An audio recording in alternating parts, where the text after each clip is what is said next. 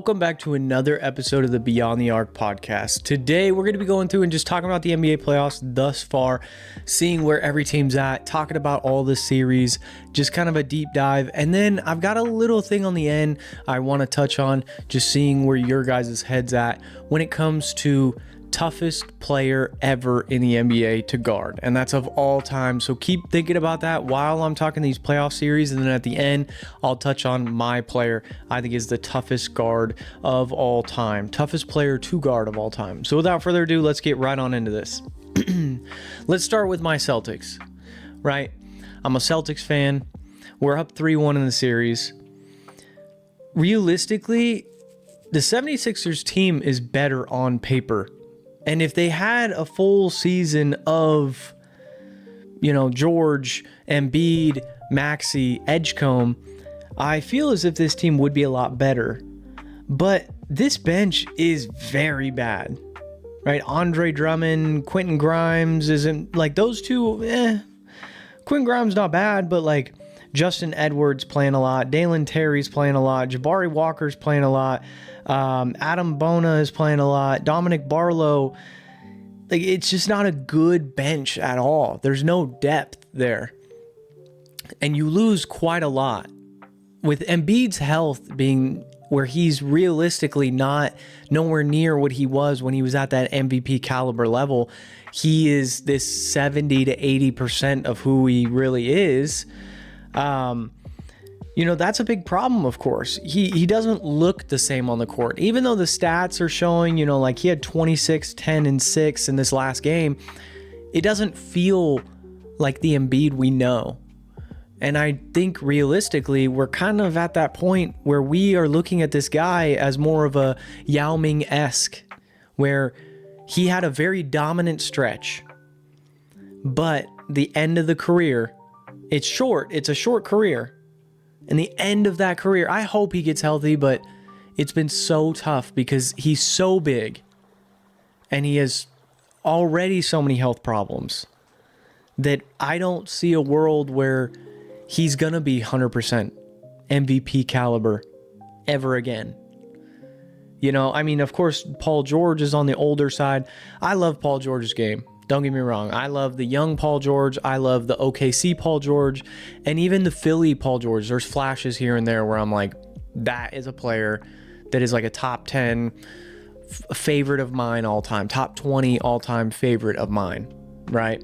I think that the Sixers have a bright future with Edgecombe and Maxey, of course. I think that duo there, of course, Edgecombe had a really tough game this last week. This last game, very tough, but it's going to happen when you're a rookie. You're going to have those slumps. You're going to have those games, whole 9 yards. Plus, you're playing one of the best teams in basketball. Like on paper, not even to be, like the Celtics are one of the best teams. They have one of the top duos in the NBA. They have one of the top depths in the NBA with guys like their third option being Derek White. Then behind that, Peyton Pritchard, and even like Neemias Queta's been looking really good. Sam Hauser can light it up from three. Like they have a lot of players here that can perform, and a lot of guys that just, what the Celtics do really well is a lot of guys that just kind of submit to their role. And that's perfect because in the NBA, not everyone is going to be that number one option. You're going to need the role players, right? Derek White is a championship DNA caliber player, a guy that creates. Like he may not be that number one option. He may not be that top scorer, but he's going to make those sacrifices to win games. Now, this series is 3-1. It's going to be over either this next game or maybe one more, but realistically, it's pretty close to done. Currently, as I'm recording this video, the Pistons are losing to the Magic in the third quarter. They're down 2-1 in the series. They're a team that I got to talk about because it is clear as day. It's similar to the Rockets. Right, and it's funny because both Thompson twins are there, but you have this superstar caliber player in Cade Cunningham, and you have this really good all-star, all-NBA caliber center in Jalen Duren. The issue is there's just not a second option. Like, Jalen Duren is fantastic defensively. He's a good center in the NBA. But he's not a number 2 option alongside Cade Cunningham. Right? He needs like a Con Knipple. He needs a Steph Curry. He needs Klay Thompson. Cade Cunningham needs like a stretch shooter. Like somebody, like if they could get a Herb Jones, a Trey Murphy, like I had said at the trade deadline, a Lauri Markkanen even. If they had gotten somebody like Tobias Harris maybe when he was younger, but not now. There's just not enough like stretching the floor, and their roster bench is not deep. They're playing a lot of guys. They're playing a lot of guys that just on any other team wouldn't really get a lot of minutes. You know, Dennis Jenkins isn't getting a lot of minutes on a lot of teams. Kevin Huerter's getting not a lot of minutes on any team. Right? I mean, we're getting to the point with the Pistons and the Rockets where it's like everyone has said, hey, you need to make this move. Everyone has said, hey, the Rockets, you need to go get a point guard. Everyone has said, hey, Detroit, you need to get a secondary scorer. You need to go all in. Right? And everyone said this was the year to go all in. And you didn't do it. And that's fine. But eventually, like, Cade is only going to want to sit through so much. Like, there's not too many superstars in the NBA that are like, yeah, I want to play. Like, I want to be through the good times and the bad with this organization.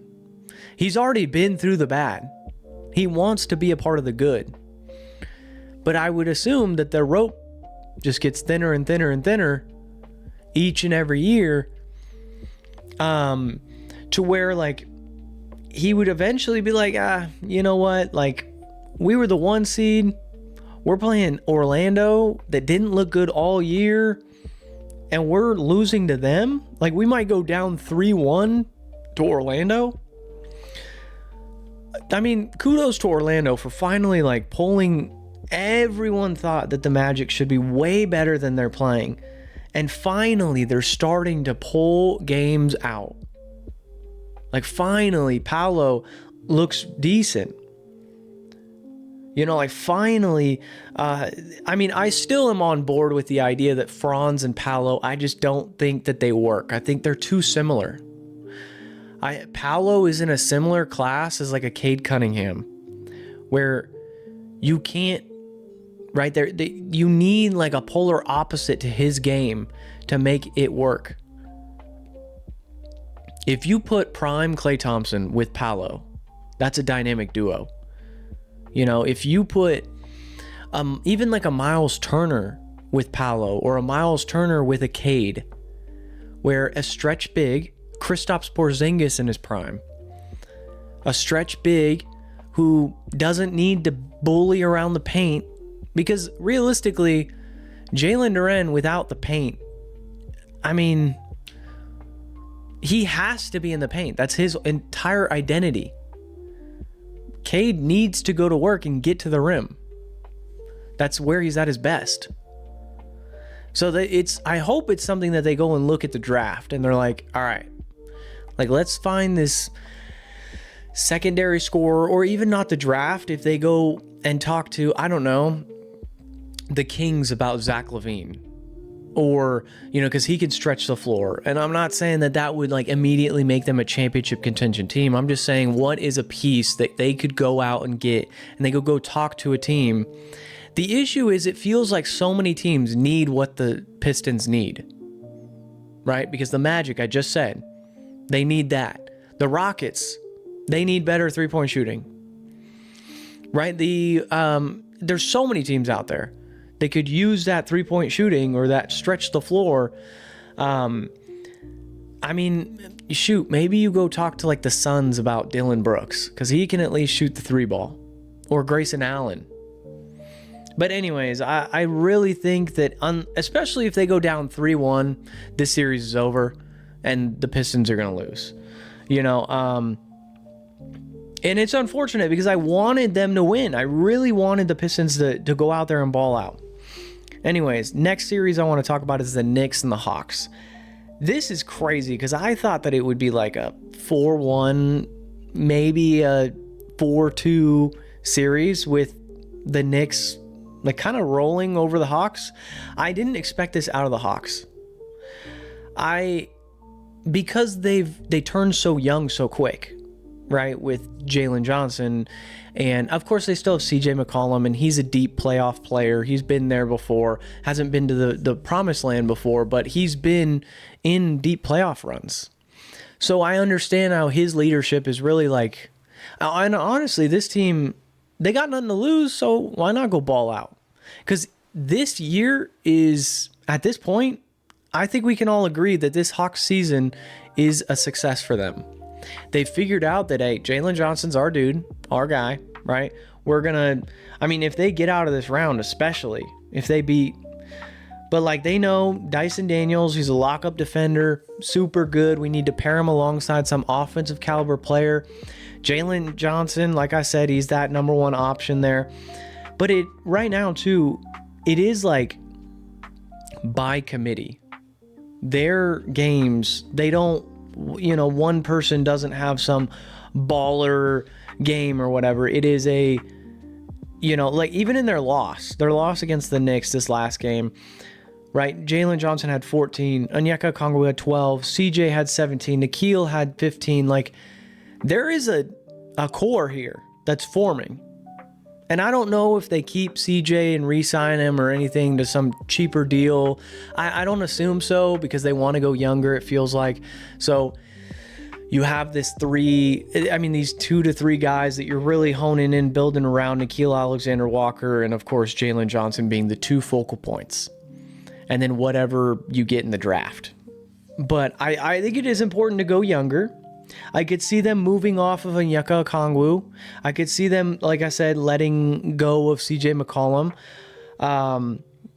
Everyone else is kind of on the table as far as Jalen, they're not trading, and I don't think at this point they're trading Nikhil.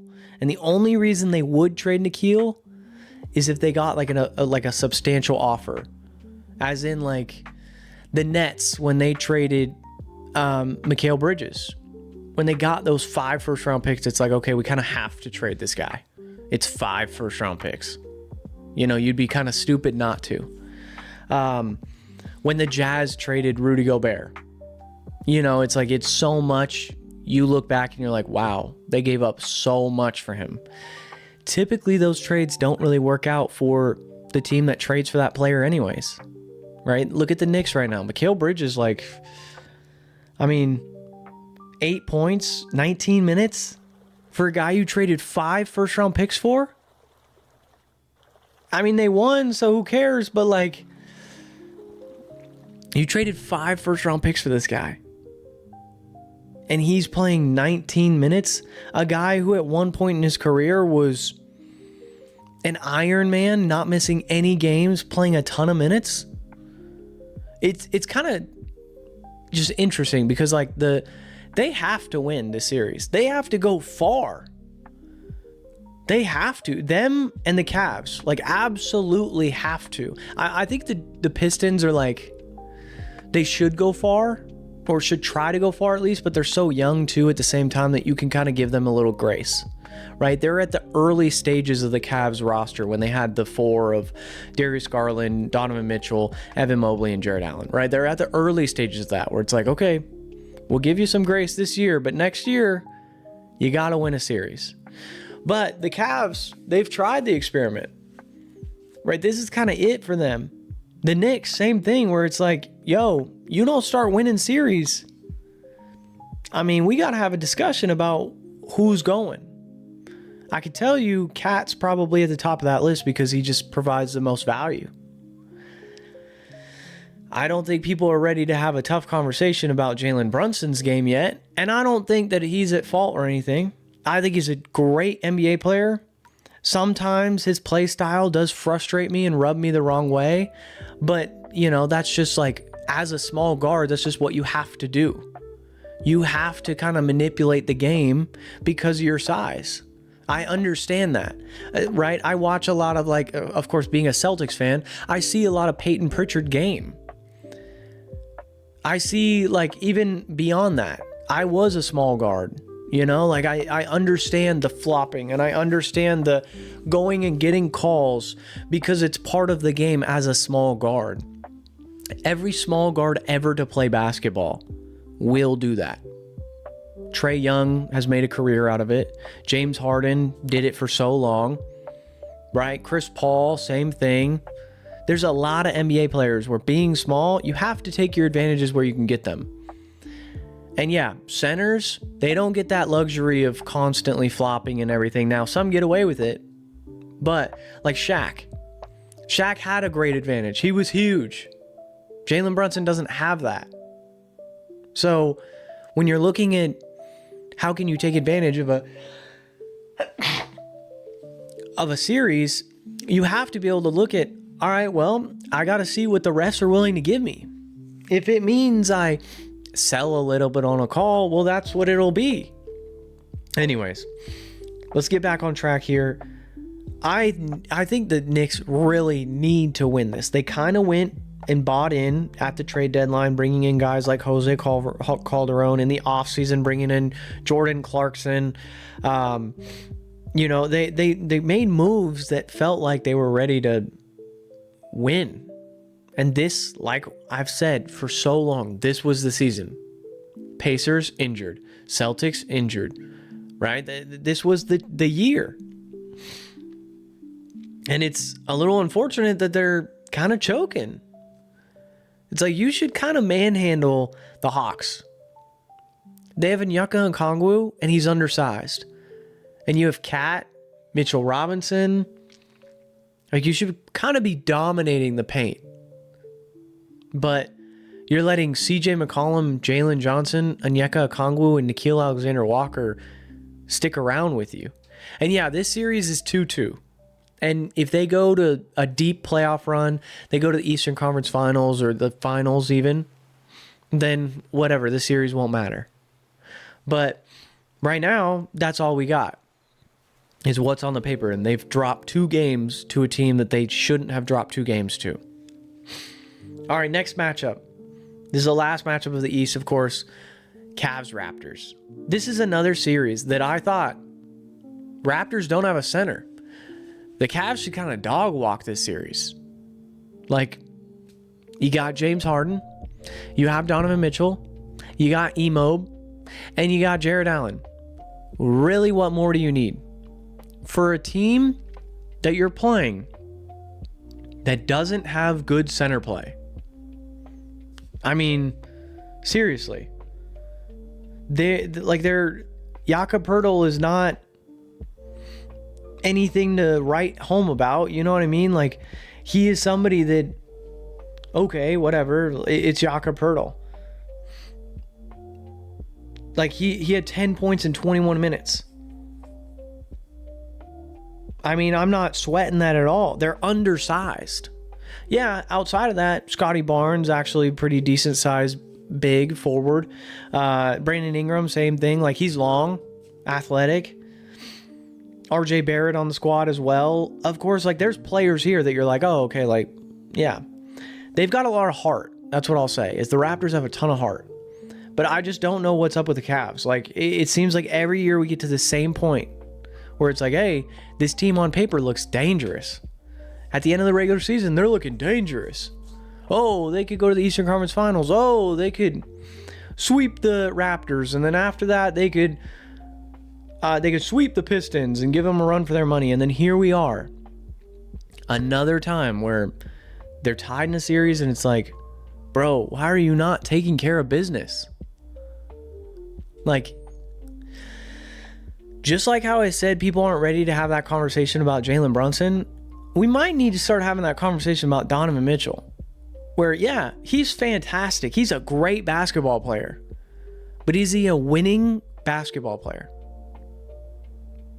I mean, that's a genuine conversation. Carmelo Anthony is one of the greatest offensive players to ever play basketball. Dude couldn't win a series. Is Donovan Mitchell just in the category of Carmelo Anthony? Where he can be this great at his position Offensively, he could be this great player. Everyone talks so highly of him, everything like that. But when it comes to the bright lights, are they too bright? Like, not saying that he's doing anything wrong, but like, maybe he's taking too many shots. Maybe he's... And honestly, like, if Donovan Mitchell was on my team and I was the coach, I would be having them do exactly what they've been doing.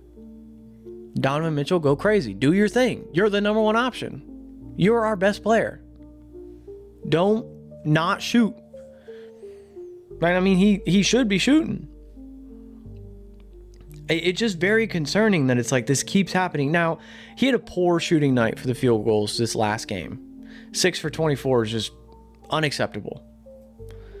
4 for 12 from 3. But 6 for 24 is crazy. You can't be doing that if you're Donovan Mitchell. And yeah, sure, bad shooting night. And I understand keep shooting and all that. But, I mean, and we got to talk about Jarrett Allen too. 3 points, bro. You played 27 minutes and you had 3 points. Dean Wade had more points than you. Like, Dennis Schroeder had more points than you. Come on, bro. Like, I think that this is a genuine conversation that we got to have. It's like, what is up with the Cavs? Why does this keep happening? I mean, blow it up. Because at the end of this season, like, it's going to happen. If you flame out again early, why are we... Like, what are we doing? There's no point in, like, keeping it together, running it back, or trying to make a small tink to the actual roster. Like, make a big move. Trade Jarrett Allen. You know, like, yeah, they actually did something huge. Traded for James Harden. I will give them credit for that. They made a big move, but was it too late? Was it too late? And is Donovan Mitchell going to be happy enough? Because, like, Donovan Mitchell could easily be like, nah, guys, look, my career, I'm not waiting any longer.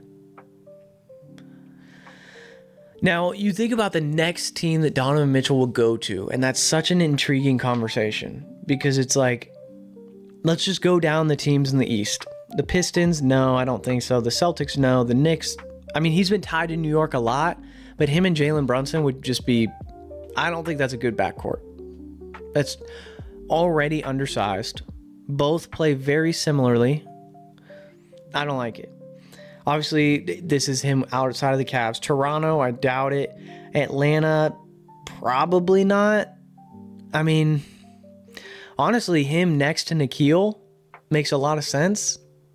Because, like, Nikhil is this long defensive wing that's really good. But, yeah, Atlanta's actually not a bad play. Philly, no. Can't do that. Orlando, no. I don't think him and Paolo would work too well together.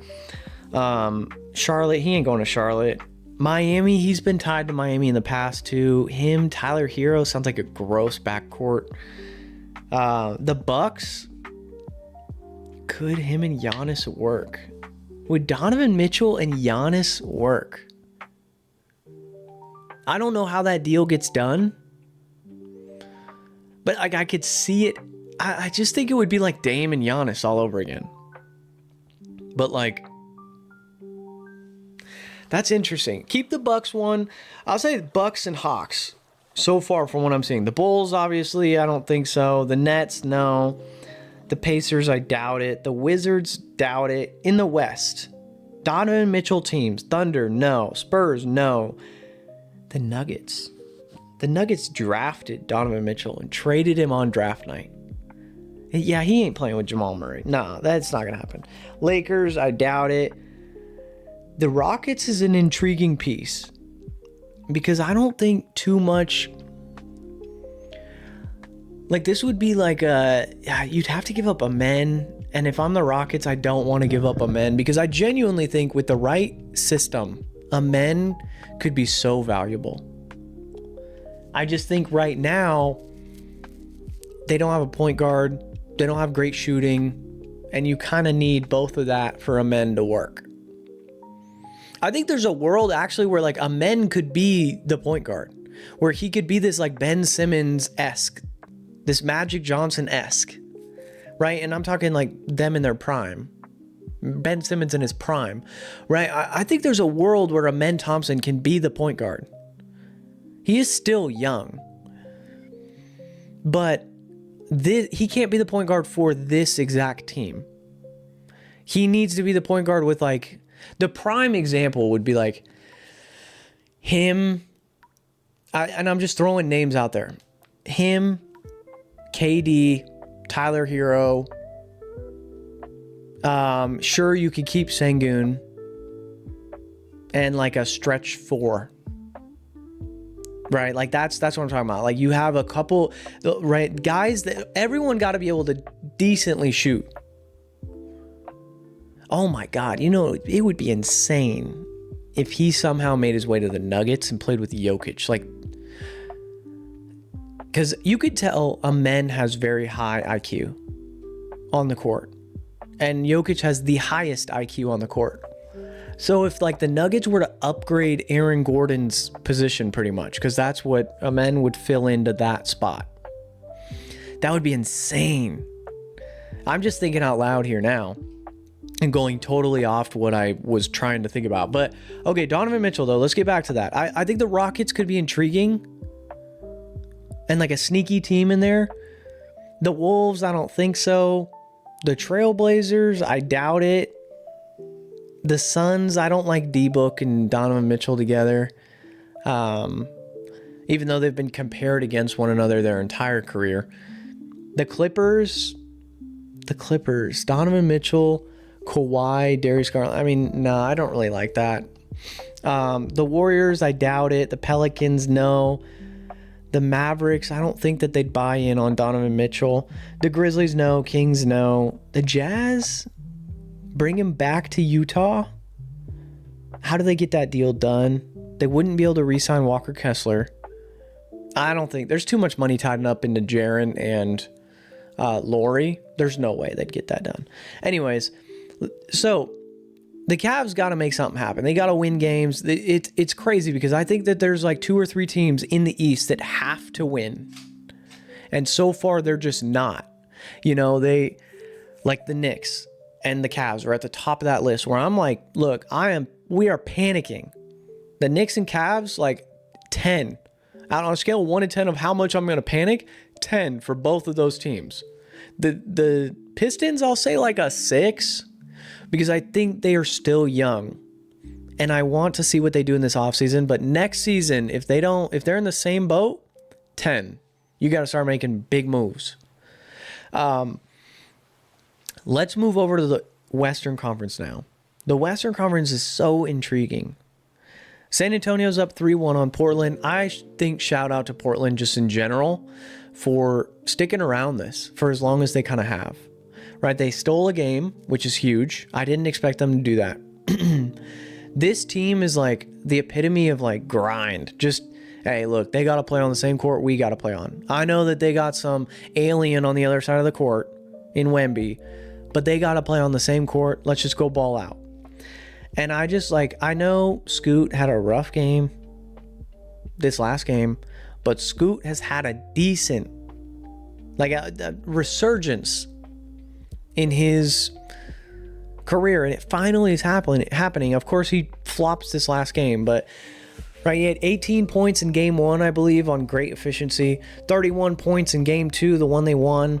So like, shout out to the Trailblazers for actually like putting in decent games against the Spurs. I do commend them for that. I think that is really telling for this series that the Spurs just still are not ready. They're like a year away.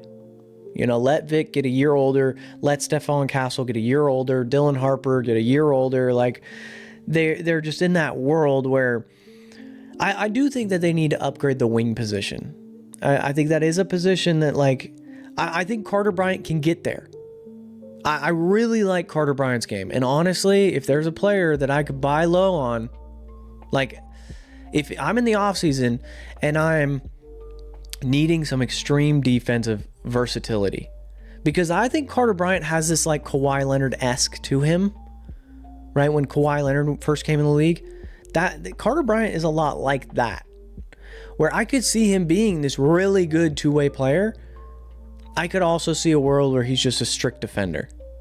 But right now, like if I'm a team in the offseason, I'm like Sacramento. And I'm like, who are we looking to build around? Of course, they want to keep Nick Clifford and Maxine right now, even though like Maxine is whatever.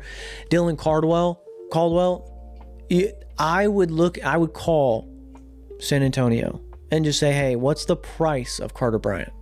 We're not looking at Dylan Harper. We're not looking at Stephon Castle because we know we can't afford them, but we have a wing that you guys might want in Keegan Murray. You give us, I mean, he plays well with De'Aaron Fox. They did it before. We want Carter Bryant. That also gets the Sacramento Kings to be even cheaper. They need to get cheap. They have too many bad contracts. To be honest, Keegan's one of them. So if they can shed off that and get a guy like Carter Bryant, especially if they fall in the lottery, I think that's when you pull that move.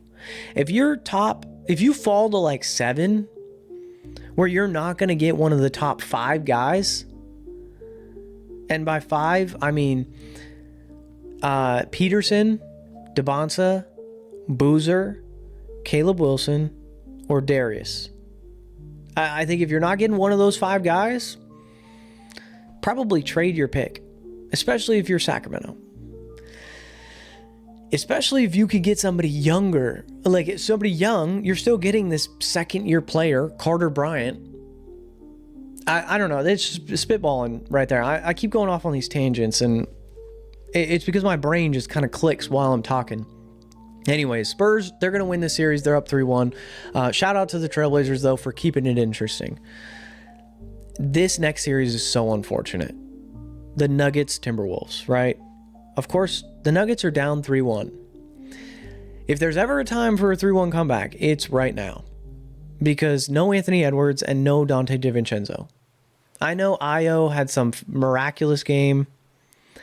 Realistically, this is kind of perfect for the Nuggets to get their head out of their butt, because a couple weeks ago when I made my playoff predictions, I had them winning the finals or going to the finals, one of the two.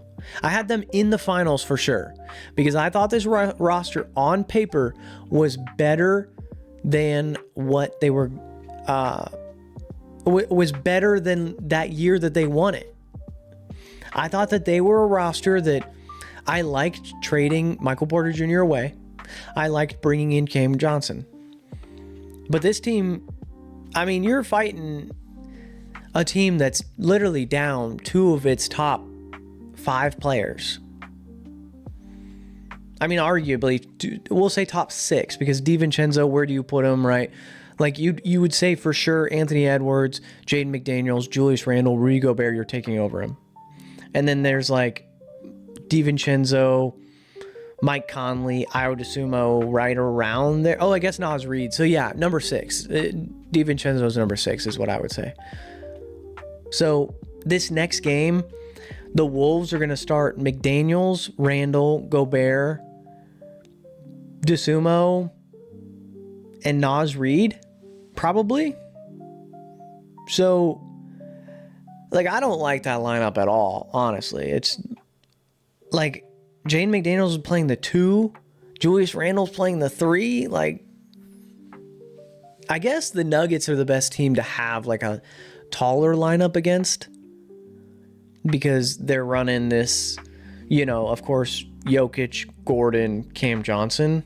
So you can keep up with Cam Johnson if you're Julius Randle or if you're Naz Reid.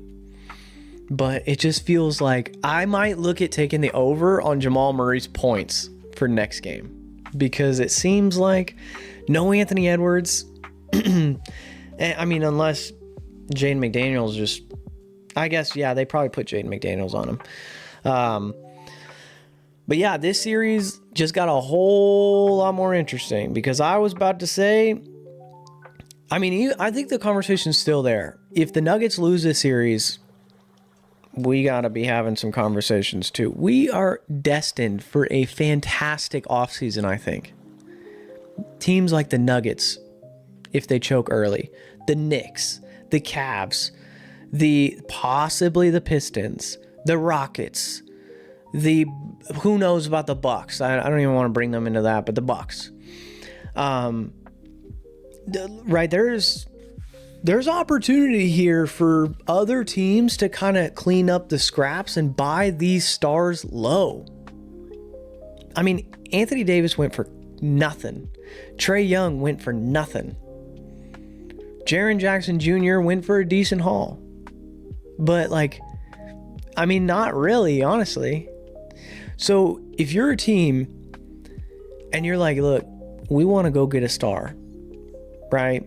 You're Detroit and you're like, you know what? We'll take the risk. We'll swing on Kevin Durant.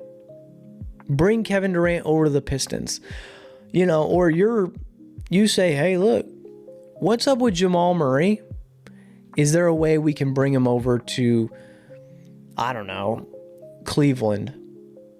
Or the Nuggets, of course, are not trading Jokic. He's off the table. And honestly, I think Jamal Murray is pretty close to off the table. It would have to take like a superstar player to make that deal. But we're destined, because my next series is the Lakers-Rockets. That series, I think, is all but over. I think that although I understand why people are like, oh, the Lakers should have put more pedal to the metal in game 4, I understand why they didn't necessarily, right? Yeah, LeBron played 33 minutes, but he didn't have a great night. 2 for 9, 0 for 3 from three-point line. The Rockets won this game pretty easily. But I think that the Lakers are about to take care of business. I really think they are. I think they're just, honestly, there's a world where they're just extending this series to give themselves more time for Austin Reeves and Luka, so that they can. Now, I know that doesn't really make sense, but the Thunder and Suns are about to finish their series, probably tonight, maybe another game, but I would assume it's tonight.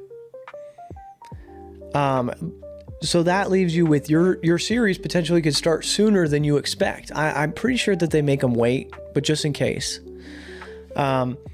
You do need to give LeBron time to rest. I do agree with that, and I don't see a world where they make it out of the next round anyways, but they'll be damned if they don't try.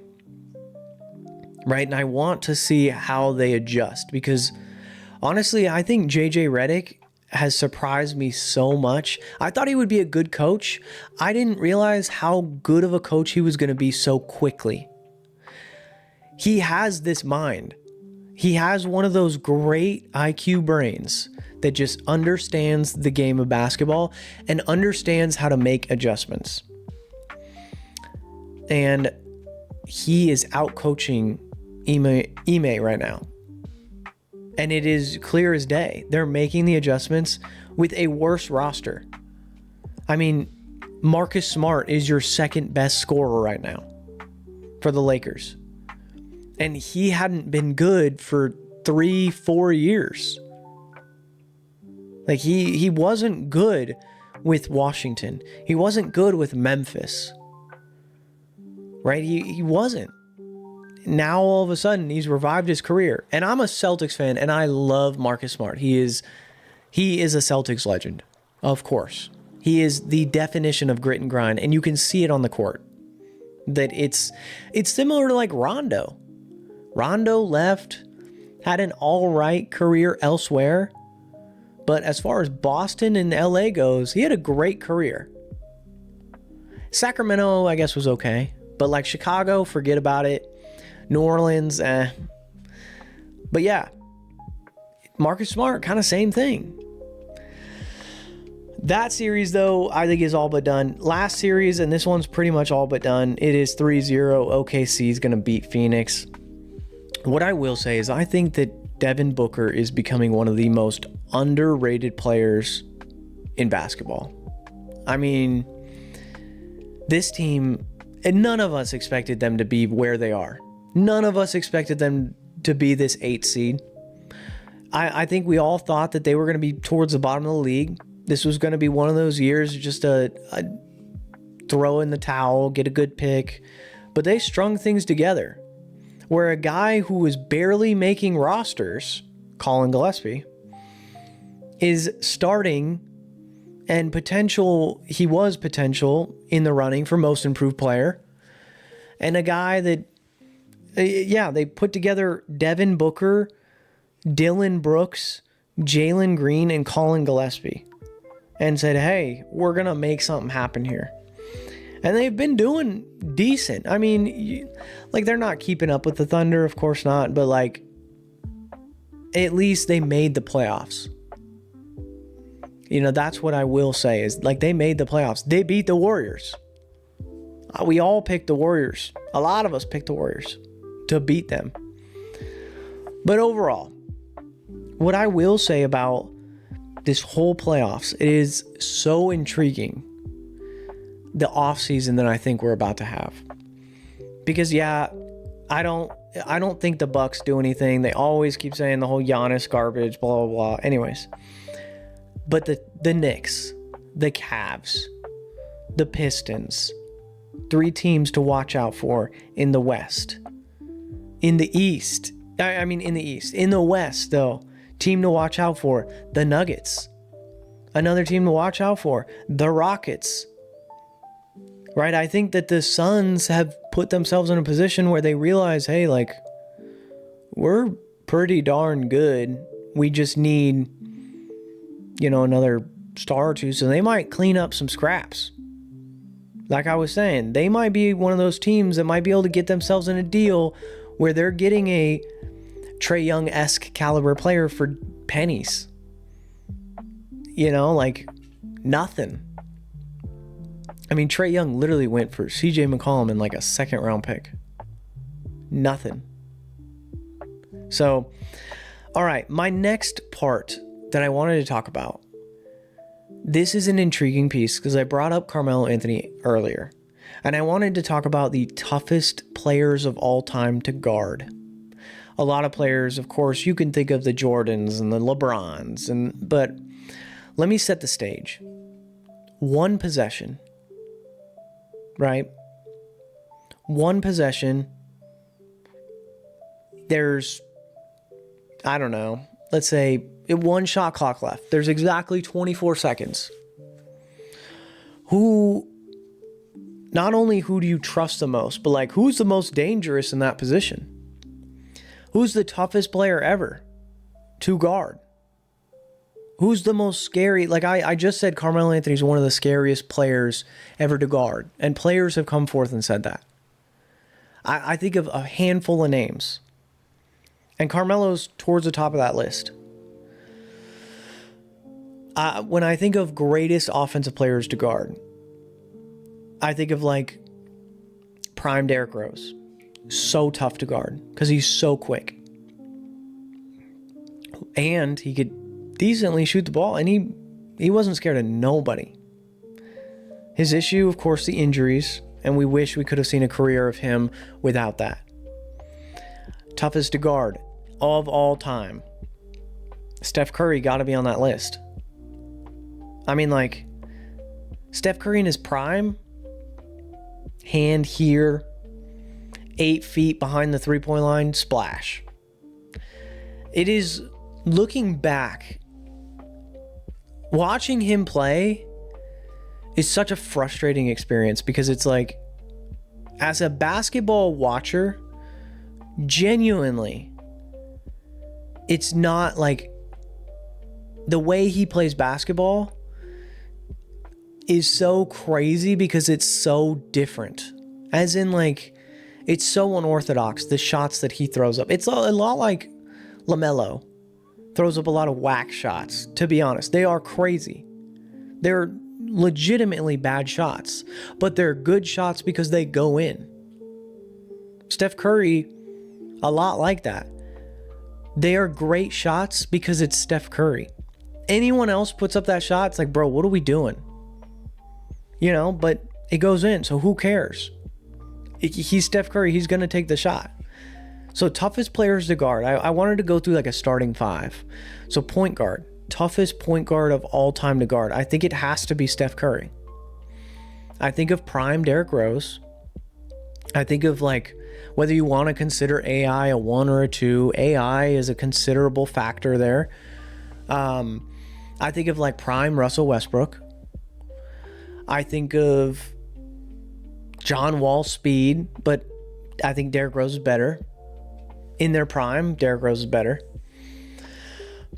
Kyrie Irving was the one I was having so much tough time with, because like Kyrie's game, another one where it's like 3 seconds on the shot clock. I trust that man with 3 seconds on the shot clock more than I trust most people. Like, that guy genuinely can make something out of nothing. So like, toughest players to guard, I wouldn't mind if people say, hey, it's either Curry or Kyrie. That's fine. I don't think there's another point guard answer there. Like, I don't think Magic would be on that list of toughest players to guard. People might say like Shea, but I don't like his, I'm not a huge, I can respect that he's a great player and everything, of course, but as far as like toughest to guard, I don't think so. I don't think Shea strikes as much fear in people's eyes as a Kyrie in an ISO, or a Steph Curry when he's dribbling down the court at a jogging pace. Or, yeah, Steph Curry on a fast break. Or, yeah, a Derrick Rose attacking the basket. Like, those are terrifying. Then we move on to the shooting guard. I think it's, of course, you've got the Kobe, the Jordan. Right, I want to talk about, like, Jamal Crawford. Super tough guard. Super tough player to guard. Underrated player to guard. Like, genuinely. It was tough to stop him. He came off the bench.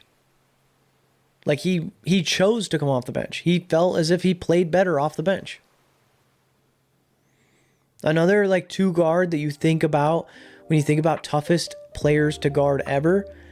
Like, I want to throw Devin Booker in that conversation. I just talked about how underrated Devin Booker is. And that's a guy that, I mean, he's elite. Like, he is, as far, like we're talking about, one possession. I trust Devin Booker with the ball. I mean, people compare Donovan Mitchell and Devin Booker their entire career. In my opinion, like, no disrespect to Donovan Mitchell, but like, it's more of just a huge compliment to Devin Booker. I think there's a big gap between them. I think Donovan Mitchell's great, but I think Devin Booker, he's willing to sacrifice it all. And I think he proved that the most this last Olympic run, when he said, look, I'll do whatever it takes to get a gold. I just want a gold medal. So if I gotta go out there and be this, you know, like, grit and grind player that doesn't really score a ton and just like gets deep in my stance and all that, sure, that's what I'll do. I'll do whatever it takes.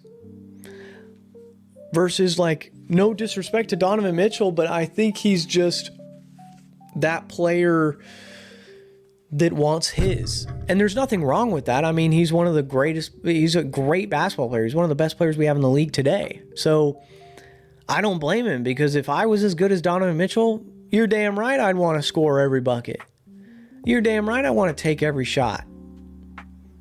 Because I would be probably very cocky. And I'd be like, look, I'm the best player on this team. I'm shooting the ball. Ain't nobody else shooting but me. When I think of, like, toughest players to guard, moving to the small forward position, 2 come to mind instantly. Carmelo Anthony, like I talked on before. I mean, that's easy. Carmelo Anthony is one of the, I think he is the toughest player of all time to guard. Like, the issue was he didn't have the accolades to go along with it. He didn't have the ring. He didn't have the playoff series wins. You know, and a lot of that is probably because he was, a little too selfish and wouldn't give up the Rock or give up the opportunity of being a number one option to go join up with like Braun to get a ring. That was in play. They were supposed to play together in Chicago with Derrick Rose. And that never happened because Carmelo wanted his money today instead of waiting for tomorrow. And that's fair. I 1000% agree with the idea of like, look, I got to get my bag now because I don't know if I'm going to get injured tomorrow and then not have a bag again. I respect that. I always will, and I always have. Toughest players to guard. Larry Bird. Got to be put on that list. Larry Bird is a dog. Larry Bird is one of those guys that didn't give a damn who was on the court. He's going right at you. And like he was getting in fights. He's talking trash. And he was letting you hear it. And he was lighting you up. Unorthodox shooting style. Absolutely. But it worked. It went in. Toughest players to guard for the power forward position. Can we talk about like Chris Bosh for the Raptors? Like, dog. Tough player to guard. Of course. He sacrificed a lot when he went over to Miami. But he also gained a lot. He gained rings. He was never going to get a ring in Toronto. He probably would go down as one of the greatest Toronto players of all time. He still will go down as a great Toronto player. But like, right now, greatest Toronto player of all time is DeMar DeRozan. Maybe Kyle Lowry. Some people say Kawhi with the one season, but realistically, DeMar DeRozan. But toughest player to guard, power forward position. I mean, yeah, you got to think Chris Bosh towards the top of that list. I mean, of course, like Karl Malone, sure, super great power forward for the game, at the game. But I mean, I like looking at like the Lamar Odoms of the world as well. Just a 1 through 5 position kind of player. Tough player to guard. Extremely tough player to guard. I like to look at like Kevin Garnett. Kevin Garnett got to be one of the toughest players to guard of all time. I mean, you couldn't guard him. He's a big man that had guard-like skills. What else can you say about a guy like that?